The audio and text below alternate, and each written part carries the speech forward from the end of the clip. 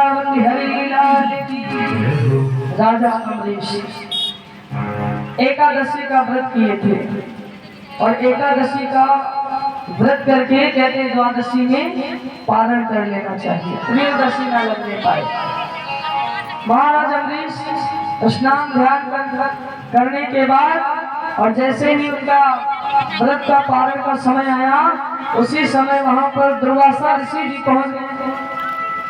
दुर्वासा ऋषि ने कहा, हे महाराज अमरीश, अभी मैं जाकर आश्रम से स्नान ध्यान करके मैं आ जाऊं, तब आप अपने व्रत का पारण मेरे साथ में करिएगा। दुर्वासा ऋषि बड़े क्रोधी हैं। महाराज अमरीश को जैसे आदेश किए, महाराज अमरीश ने कहा ठीक है ऋषि।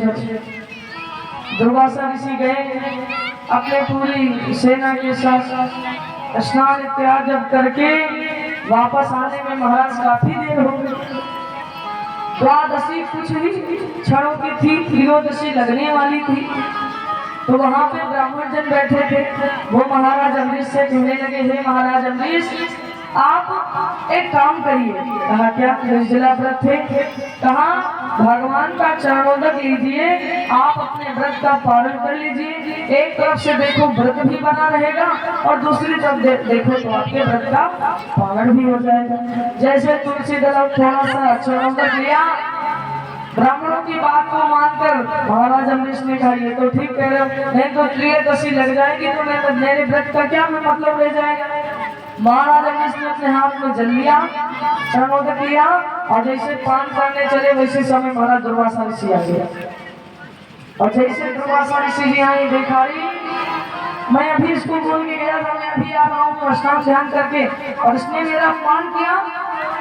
अब महाराज दुर्वासा ऋषि को बड़ा क्रोध आ गया। उनको गुस्सा ये क्षण नहीं लगता आने में खड़ा था। दुर्वासा ऋषि बड़े क्रोधी, तुरंत और जैसे कृतिका राक्षसी को उत्पन्न किया, तुरंत वो महाराज अमरीश की ओर दौड़ी। और जैसे अमरीश की ओर दौड़ी तो अमरीश भागे अपनी जान बचा दी। और जब भागते भागते महाराज अमरीश जाकर भगवान नारायण के चरणों में मंदिर में जाके सर झुकाकर बैठ गए, हे प्रभु मेरी रक्षा करो, हे नारायण मेरी रक्षा करो, अन्यथा ये राक्षसी मुझे मार देगी। और जैसे इस प्रकार से भगवान से विनती करने लगे, भगवान अपने भक्त की सदैव रक्षा करते हैं।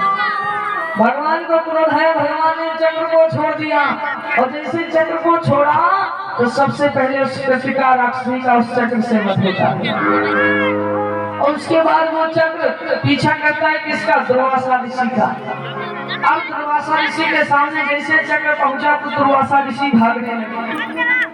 महाराज दुर्वासा ऋषि भाग रहे चक्र से जान बचाने के लिए, सभी से कहते हैं तुम मेरी जान बचाओ, तुम मेरी जान बचाओ। भगवान नारायण के पास दौड़े दौड़े दुर्वासा ऋषि के गए और कहने लगे, हे प्रभु नारायण, मुझे क्षमा कर दो, अपने चक्र को रोक लो, अन्यथा ये चक्र मेरे प्राण ले लेगा। भगवान नारायण ने कहा, मैं तुम्हें कदापि नहीं माफ कर सकता। जो मेरे भक्त को सताएगा मैं उसको दंड अवश्य दूंगा, चाहे वो फिर कोई भी हो, चाहे वो फिर कोई देवता ही क्यों ना हो, मैं उसे कदापि नहीं छोड़ूंगा।